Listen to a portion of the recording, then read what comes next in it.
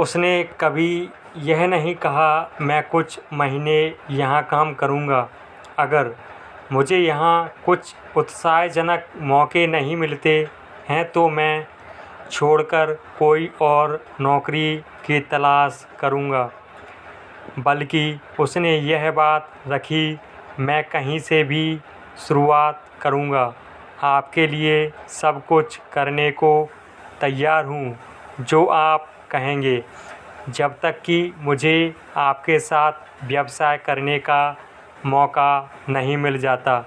उसने यह नहीं बोला, अगर मैं एडिसन के इस संस्था में असफल हो जाता हूँ तो मैं दूसरे मौक़ों की तलाश करूँगा।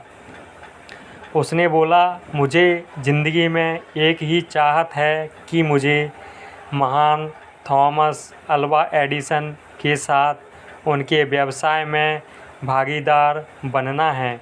इसलिए मैं पीछे लौटने के सारे रास्ते बंद करके अपने संपूर्ण भविष्य को इसे हासिल करने में लगा दूँगा। पैरा बहुत पहले की बात है, एक महान योद्धा हुआ करता था जिसे एक बार युद्ध क्षेत्र में विजय पाने के लिए कड़ा निर्णय लेना पड़ा। उसे अपनी सेना को शत्रु के साथ युद्ध पर लड़ने के लिए भेजना था। शत्रु की सेना संख्या में उसकी सेना से बहुत बड़ी थी। अपने सैनिकों को नाव में बैठाकर नदी के उस पार भेजा और सभी सैनिकों तथा औजारों के उतरने के बाद उसने सभी नावों को आग लगाने की आज्ञा दे दी। फिर युद्ध होने से ठीक पहले उसने अपने सैनिकों से कहा, आप देख रहे हो, सारी नावें चल रही हैं। अगर हम अपने शत्रुओं को मार नहीं देते तो अब हमारे पास वापस लौटने का कोई ज़रिया नहीं है। अब हमारे पास सिर्फ एक ही उपाय है, या तो मिट जाओ या फिर अपने शत्रुओं का नाश कर दो। अंत में हुआ यूँ कि भी लोग जीत गए। ठीक उसी योद्धा की तरह हर व्यक्ति को वापस लौटने वाली नाव मिटा देना चाहिए, जला देना चाहिए, लौटने के सारे दरवाजे बंद कर देना चाहिए और चल पड़ना चाहिए अपनी मंजिल की ओर। तब जीत की चाहत ज़िंदगी के लिए ज़रूरत बन जाए तो सफलता निश्चित है।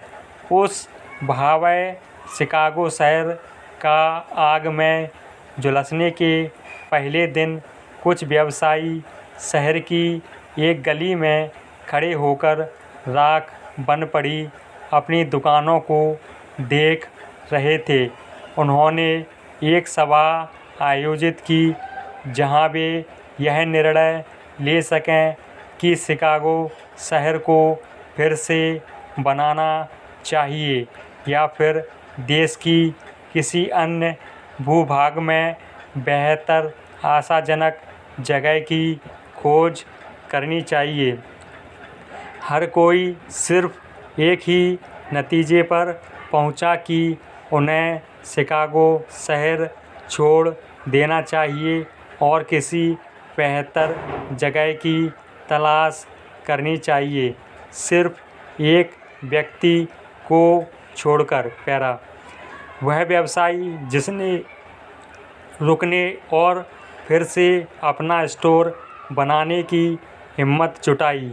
उसने अपने साथी व्यवसायियों से उंगली दिखाते हुए कहा, प्रिय मित्रों, मैं ठीक इस जगह पर दुनिया का सबसे बड़ा स्टोर बनाऊंगा, चाहे जितनी दफ़ा यह जल जाए। पर मैं हार नहीं मानूंगा।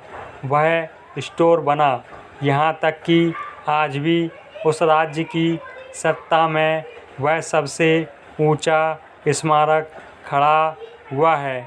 उस समय मार्शल फील्ड के लिए सबसे आसान रास्ता यही होता कि वह अन्य व्यवसायियों की तरह उनके साथ शामिल हो जाते।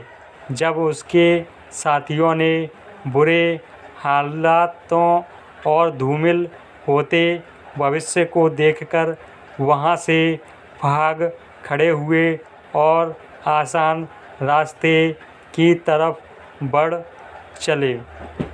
स्टॉप।